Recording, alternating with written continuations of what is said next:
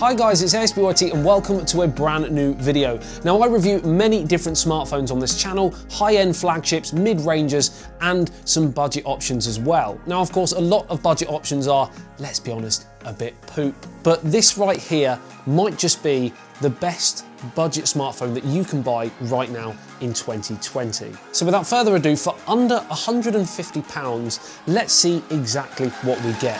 Let's get straight to it.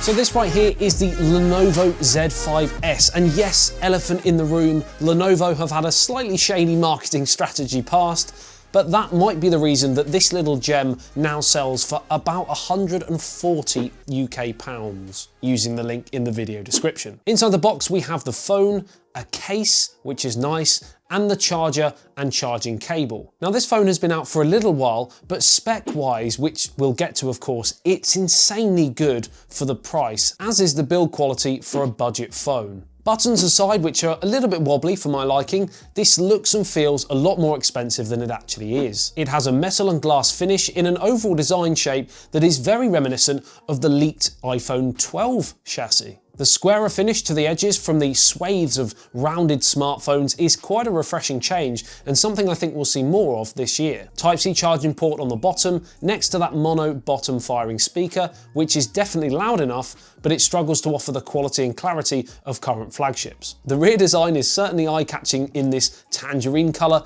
but there's a more subtle kind of dark grey colour if the orange is just a little bit too much for you. Top left we have a triple camera setup, which includes a 16 megapixel f1.6 aperture primary lens, an 8 megapixel f2.4 aperture telephoto lens with 2x optical zoom, and a 5 megapixel f2.4 aperture depth sensing lens as well, for those portrait shots which we'll get to. Now for normal photos, it's certainly usable, and in good lighting, you can get some really nice shots. But to be honest, a lot of the results you will see, you would expect from a budget phone camera. So if there's not too much movement, you get some pretty sharp looking shots, but certainly if you're moving or in slightly lower light, the results are far less impressive. Now the fingerprint scanner is also present on the back, and it's not brilliant, but it does the job, as does the 2D face unlock, using that 16 megapixel f2.0 aperture front-facing camera that's housed in the water drop notch on the front display. Selfies using the camera are not the best, lacking in sharpness and detail, and there's a weird kind of software skin smoothing that occurs, which is not uncommon on quite a lot of Chinese smartphones.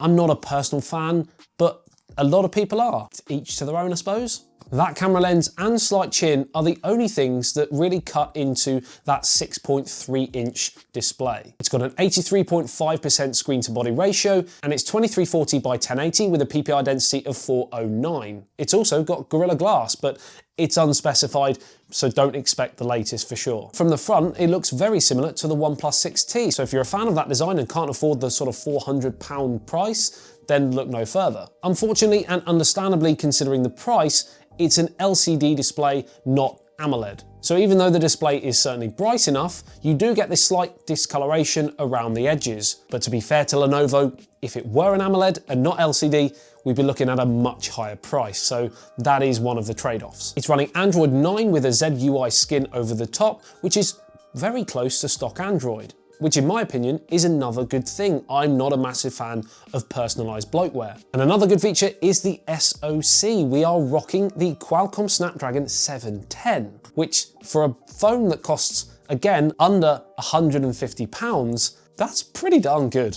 And yes, it's not the flagship 800 series that we see on the 500 plus phones, but it's a really, really solid mid to upper range chip. And I can't think of any other device on the market that runs this SoC and again costs this little.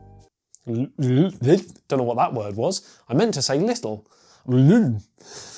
Combine this with 6 GB of RAM and this is quite possibly the best budget all-round phone for browsing the internet, gaming and media consumption. The 3300 mAh battery capacity isn't game-changing for sure, but it's not terrible, and with everything else considered, I really can't see many big downsides for this budget beaut, other than the fact that it doesn't support NFC. So if you are looking for global payments using your smartphone, then you might want to look elsewhere. Oh, and did I mention that it's got a headphone jack? For those of you who are just hanging on for dear life to that bit of technology. The Lenovo Z5s has been out for a little while now, but still currently I can't think of a better phone for around that sort of price. Like I said, I have left a link to the phone in the video description below, so if you want more information or indeed want to go and buy it, you can do that. And of course, if you've got any questions, let me know in the comments and I will try my best to answer them. If I don't know them, we can just have a chat.